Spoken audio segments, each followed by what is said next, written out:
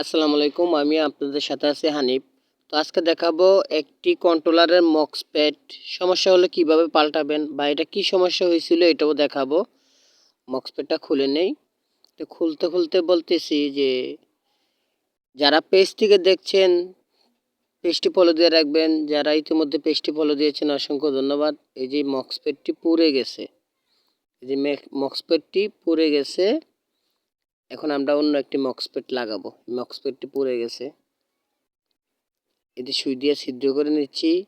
যারা পেজ থেকে দেখছেন তারা পেজটি ফলো দিয়ে রাখবেন, যারা চ্যানেল থেকে দেখছেন চ্যানেলটি সাবস্ক্রাইব করে দিবেন নিত্য নতুন ভিডিও সবার আগে যাতে আপনি পেয়ে যান।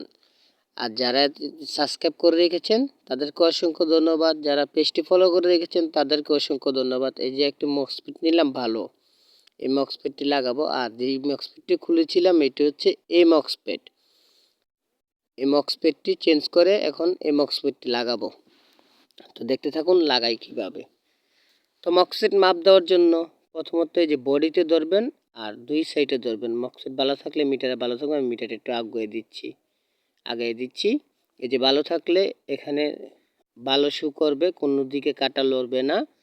আর যদি ঘুরিয়ে ধরেন প্লাস যদি বডিতে ধরেন তাহলে ডাইন দিকে পা লড়বে, ডাইন দিকে দিলে লড়বে। আচ্ছা যাক, এইগুলো বুঝবেন। এখন আমি মক্সপ্যাডটা ঢুকিয়ে নিলাম। তো নাটটা টাইট দিয়ে নিই ভালো করে। স্লিংয়ের সাথে নাটটা টাইট না দিয়ে নিলে ঠান্ডা থাকবে না, এটা শর্ট থাকা যাবে না।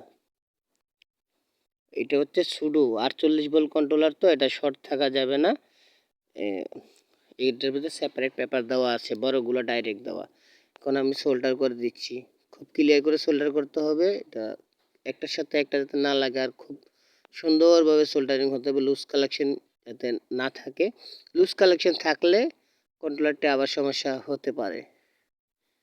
এমনিতেই কন্ট্রোলারের উপরে অনেক প্রেশার পড়ে।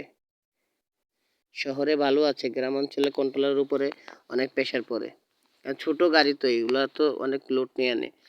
তো ভিডিওটি ভালো লাগলে আমি হানিফ আছি আপনাদের সাথে, যে আমি হানিফ।